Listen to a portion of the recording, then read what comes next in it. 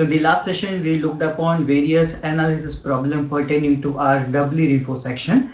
And we also looked upon how to calculate the forces that are the compression forces and the tension forces using the help of the figure, or you can say the stress block parameter. And this figure, that is a stress block parameter, is also very useful in your examination, because from this only we will be solving the numerical portion, that is the analysis portion as well as the design portion. And in today's session we'll be starting with the design of singly RC beam. So for that too we'll be referring the figure, that is the stress block parameter, because again using that parameters only we will be able to solve the design problem, because the actual design is basically divided into two parts, that is the dimensioning and the detailing, as we discussed in the singly RC portion too.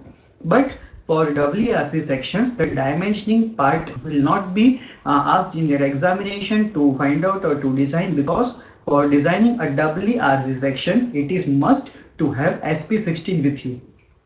But as your examination doesn't allow SP16 to be included in the course or prohibitions, so it is been asked that the dimensions are already given in the question and you are just supposed to find the area of steel content, that is the area of steel in compression as well as area of steel in tension. So again we will be looking upon the figure, or you can say the stress block parameter that we have discussed earlier too. And the stress block parameter, as you can see in the figure itself here on the screen, that this is the actual WRC section. A WRC section is called a W section because the reinforcements, or you can say the steel bars, are being provided in two zones, that is double zones. That the steel bars are provided in the tension zone also, that is this portion. It is termed as AST, that is area of steel in tension, and the steel bars are provided in the compression zone too. It is termed as ASC, that is area of steel in compression. And why we are providing, or why there is a need to provide steel bars in the compression zone, because we all know that steel bars are good in carrying tension forces and concrete is good in carrying the compression forces. So why to opt for, or why to provide steel bars in the compression zone? But this is the basic reason, that to resist extra moment, or if there is a limitation of the design dimensions that you can look up to or you can avoid up to, then we have to use this section, that is a WRC section. So this is a WRC section, this is a strain profile for the same, and our WRC section is always divided into two parts, that is if it exceeds the maximum limit that the singly beam can carry, then only we will be opting for WRC section. So singly RC section, that is balanced singly section, plus the auxiliary section, the moment of calculation or the moment summation of these two things gives the final answer of our thing, that is the WRC section. Clear? So this is the maximum stress in concrete, that is 0.446 FCK, or you can say directly 0.45 FCK. This is the compression force that is acting on the first part, that is on the singly part. We will be terming that as C1, and the tension force will be acting, and the first part, that is a singly part, will be terming as T1. So as you can see here, for singly balanced sections, the two forces that are C1 and C2 will be, C1 will be 0.36 FCK BXU, and T1 will be 0.87 Fi AST1. Clear?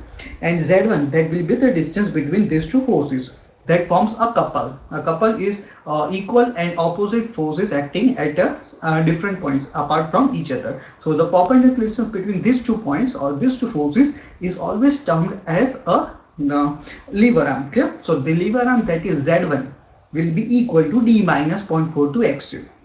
And now moving upon the second part, that is the auxiliary section. Now why the need of auxiliary section arises? Because we have provided extra amount of steel in the compression zone. So for compressive forces, that is the C2 force, will be always focusing on the steel content.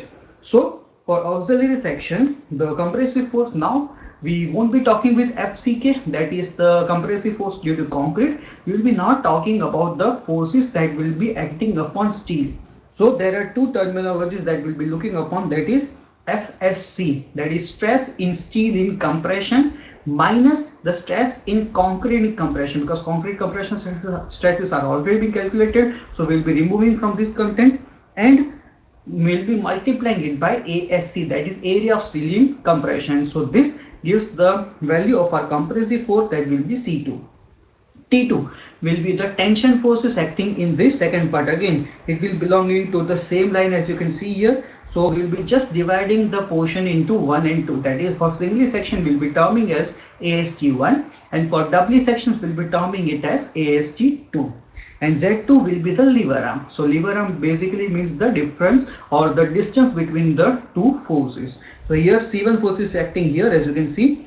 T1 force is acting here. So this will be the lever arm, that will be D minus D dash. D dash will be the top cover, that is the distance from the top fiber to the CG or the center of the compression bar. Okay?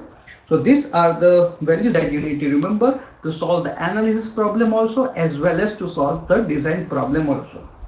Now we will be starting with our design problem, but keep in mind, whenever we started with the design problem of single RC beam, it started with an assumption. We assume that it is a balanced section, that is mu equal to mu lim. Okay? Each and every design problem starts with an assumption. Here too, while starting the design of WRC beam, it will be starting with an assumption, that is for Fe250 steel, the PT lim, that is limiting percentage of tension reinforcement, will be always assuming it to be 21.97 FCK by Fi. This value is given in the SP16. It is not given in your IS code, so again you need to remember it. And for Fe415 steel, that is the HYSG steel, the PT lim value will be 19.82 FCK by F5. In generalized cases, we'll be always using this term, that is for Fe415 steel. So for Fe415 steel, the value will be F, that is 19.82 FCK by F5. Clear? So these are the terminologies that you need to remember to solve or to design a WRC beam. So we'll be moving forward to a sum here. The question here is, find the area of tension and compression reinforcement that is required for a rectangular section 300 cross 550 mm effective. The dimensions are already given as I discussed earlier. So this is a design problem, and the design part consists of two portions, that is the dimensioning part and the detailing part. For WRC sections, the dimensions part will always be provided, the data will always be provided in the question, because to find the dimensions of a WRC beam, the use of SP16 is must.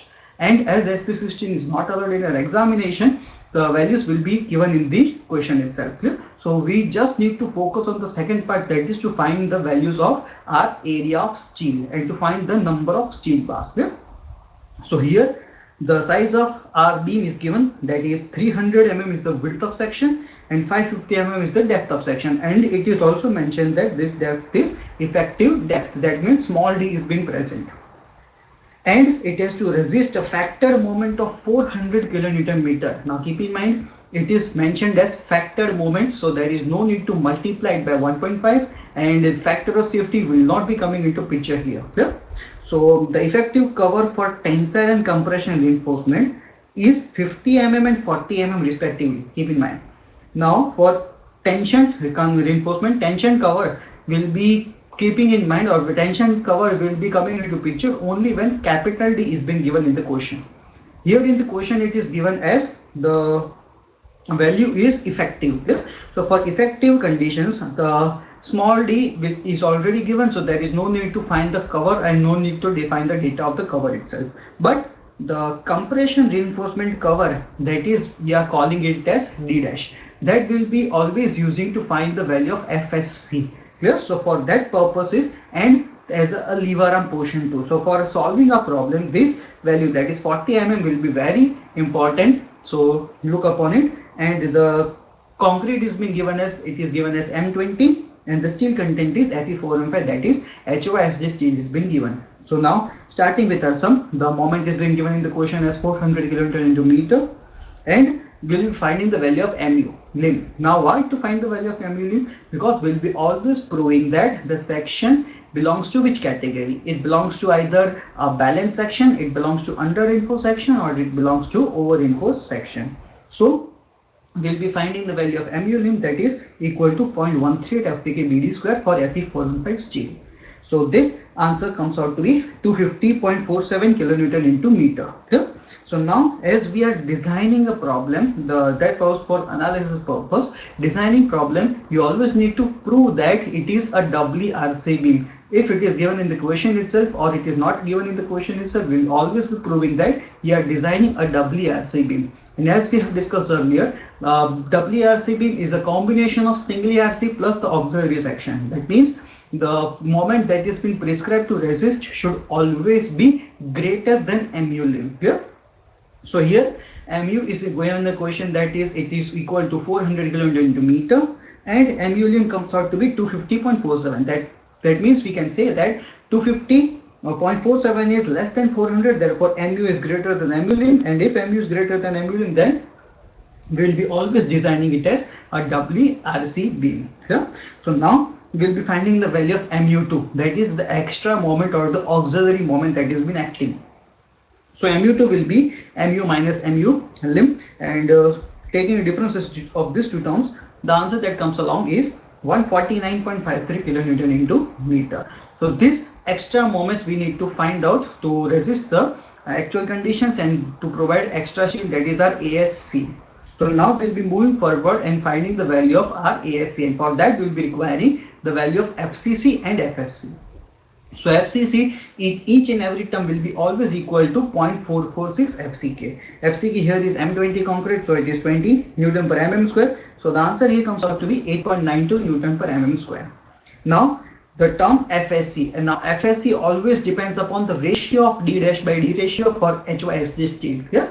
So now the ratio of D dash by D dash is 40 as given in the question, and D is 550 as given here. So the ratio comes out to be 0.07. As we discussed in the last session too, that if the ratio falls between 0.07 to 0.13, we will be always rounding it off to the value that is 0.10. Clear? So for 0.10, the FSC value will be 353 Newton per mm square. So after calculating this, we will be finding the value of ASC. So ASC will be, for finding the value of ASC, we will be taking the equation of mu2 that is given in your IS code. So moving on to page number 96 of your IS code LHG. Here on the right hand side top corner, you can see the equation that is being mentioned. The equation on the LHS portion is mu minus mu lim, and mu minus mu lim is always equal to mu2 that we have calculated in the previous slide. Clear? So LHS portion is mu2, IS portion is FSC ASC. Now keep in mind, wherever in the code itself, if it is mentioned the term FSC, there you always need to substitute it by FSC minus FCC. There is printing mistake in the code, so you need to remember this. Do not overwrite anything in the code because it can lead to UFM or unfair means. Here, so wherever you can see the value of FSC in this page, there will be two cases where you can see the value of FSC in this equation that I have highlighted here, and also in the case here, that is to find the value of AST2. In both the cases, the value of FSC is being mentioned, and wherever you get the value of FSC, you need to substitute it by FSC minus FCC. So the actual equation will be mu2 equal to FSC minus FCC into ASC multiplied by D minus D dash. That will be equal to compression force into our lever arm. That means C2 into Z2. That is nothing more than that. It is only just C2 into Z2. Clear? So solving it, we are getting an answer 852.11 mm square. So now after finalizing the area of steel, we always need to prove or find the number of steel bars, and to find the number of steel bars, we will be focusing on our steel table.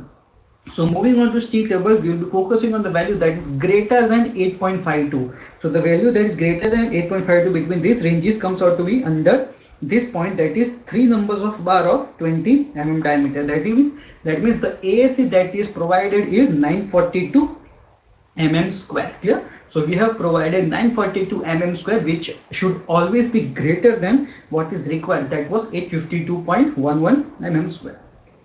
So this is the steel content provided in the compression zone. Now we'll be moving forward to finding the steel content in the tension zone. As we seen earlier in the figure itself, that steel content in tension zone is divided into two parts, that is AST1 and AST2. AST1 always belongs to a single section, so AST1 will always be calculating from the equation of PT lim. Yeah. So to find the value of AST1, we will be always using this case, that is to find the value of PT lim. And PT lim, as we discussed earlier, we need to remember this. For Fe415 steel, the value of PT lim will always be equal to 19.82 FCK by Fy. So solving it, we are getting PT equal to 0.96 percentage. Now the generalized equation of AST will be used, that is PT BD by 100. But instead of PT, we will be substituting the term PT lim. So our equation will be PT lim BD by 100. And the answer comes out to be 1584 mm square. This is the portion of our singly section, that is AST1. Now we'll be moving forward to the second part, that is to find the value of AST2. And to find the value of AST2, the equation will be FSC minus FCC into ASC divided by 0.87 Fy. And how this value came across, you don't need to remember this. It is already mentioned in our IS code here in the highlighted portion here, that AST2 will be equal to ASC FSC upon 0.87 Fy. Just as we discussed earlier, wherever you see the value of FSC, you need to substitute it by FSC minus FCC. So this answer comes out to be 812 mm square. And now the combination of both these two things, or the summation of both these two things, gives the answer of our ultimate tension area, that is our AST, that is area of steel in tension. So AST here comes out to be 2396 mm square. And now we'll be finalizing the number of bars from these cases. So we'll be finding the value that is greater than 23.96. Clear? So the value that is greater than 23.96 falls under this category, that is providing 5 numbers of 25 mm diameter bars. It is not necessary that what I have provided, you need to provide the same content. You also need to remember that what is the required content. We should always provide the amount of steel that is greater than the required content. You can opt for any bar diameter, but the range should always be between 2 to 6. Keep in mind of this. Clear? So this is how we'll be designing a WRC beam. This is our today's exercise problem. Do solve it, and we'll be seeing more design problems in the next session. Okay. So moving across, we'll be seeing next lectures. Thank you.